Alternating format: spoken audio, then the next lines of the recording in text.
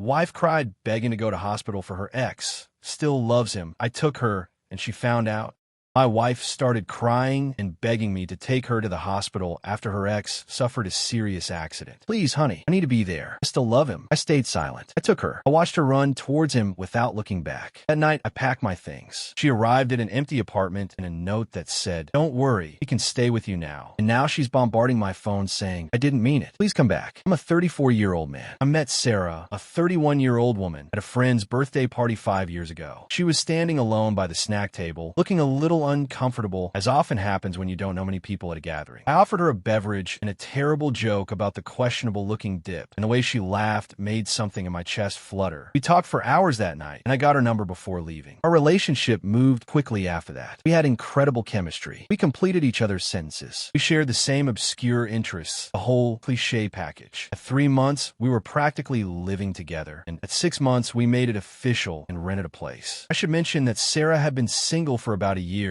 when we met, after breaking up with her college sweetheart Marcus, who she had dated for almost 7 years. It was just time, she told me once. We grew and grew apart. It happens. She didn't talk much about him, which I took as a good sign. There were no photos of him among her things, no mementos that I could see. A few times his name came up in conversation. She spoke about him neutrally, like you would talk about a former coworker you don't feel anything special about. I never worried that he was the one who got away or anything like that. 2 years into our relationship, I proposed. We got married 6 months later in a small ceremony with close friends and family. My parents adored her. Her parents seemed to like me well enough, and our circle of friends fit together perfectly. We settled in a married life with an ease that made me feel like the luckiest man in the world. Looking back, I can see the warning signs, though at the time, I was too blinded by love to notice them. About a year after we got married, Sarah started acting a little strange whenever we ran into mutual acquaintances who knew both her and Marcus. There was a tension in her shoulders, a forced smile. I attributed it to the discomfort anyone might feel talking about an ex. Then, last Christmas, Jen, a college friend of Sarah's, came to visit. After a few glasses of wine, Jen started reminiscing about old times, and Marcus's name came up repeatedly. I noticed how Sarah seemed to cling to every mention of him, asking questions with an intensity that seemed strange to me. "How's he doing these days?" Sarah asked, trying to sound casual. "Oh, he's doing great," Jen replied. "Got that promotion at the architecture firm. Bought that dream house by the lake he always talked about. Still single, by the way. No one measures up, I guess." She stopped abruptly, looking at me with embarrassment. Sarah quickly changed the subject, but later that night, I found her checking Marcus's Instagram. She quickly switched apps when she noticed I was watching. "Just curiosity," she said with a little laugh. "I wanted to see if he still had that horrible goatee. I let it go, but something about that incident stuck in my mind. Still, I trusted Sarah completely. We had a good marriage. We almost never argued. We enjoyed the same activities and had talked about starting a family in the near future. I told myself I was being paranoid, letting insecurity create problems where none existed. A few months ago, Sarah started acting different. She became distant, often lost in her thoughts. When I asked her what she was thinking about, she'd come back to the present with a smile that didn't reach her eyes and say, "Nothing important." Our conversations became shorter, more superficial. She started working late more frequently, and when she was home, she constantly checked her phone. I'm not proud to admit it, but one night while she was in the shower, I checked her phone. There were no suspicious messages or calls, nothing indicating she was having an affair. In fact, her digital life seemed too clean, as if it had been erased. It made me feel both relieved and more suspicious at the same time, which I recognize is irrational. During this period, I tried to reconnect with her. I organized date nights, cooked her favorite meals, bought her small gifts. Sometimes I glimpsed the Sarah from before. She'd laugh at my jokes or cuddle against me on the couch while we watched a movie. But those moments didn't last. Eventually, she'd retreat back into herself, as if constantly distracted by something she couldn't share with me. One night, during dinner, I finally confronted her. "Sarah, what's going on? And please don't say nothing. I know something's bothering you." She looked up from her plate, where she was pushing pasta around without eating, with an expression between guilty and surprised. "It's just work stress," she said. Her eyes looked away. "Is it about us? Aren't you happy in our marriage?" "No, of course not," she responded quickly. "You're perfect. Our marriage is perfect." But the way she said it turned my stomach. It sounded rehearsed, as if she were trying to convince herself more than me. "Is there someone else?" I finally asked, the question I most feared asking. "God, no. know," she said, reaching for my hand across the table. "I would never betray you. I love you. It's just I have a lot on my mind with work and family matters. I promise I'll be myself again soon." I believed her, or at least wanted to believe her, but something still felt wrong. The night that changed everything started like any other. Sarah was working late again, and I was at home preparing dinner, her favorite lasagna, hoping to have a nice evening together when she arrived. I had just put the garlic bread in the oven when her phone rang. She had left it on the counter before leaving that morning, which was unusual. Sarah used to carry her phone like it was an extension of her hand. I looked at the screen and saw it was Jen calling. I answered thinking it might be important. "Hello, Sarah's phone," I said. There was a pause on the other end. "Oh, hi. This is Jen. Is Sarah there? She's at work. You want her to call you back later?" Another pause.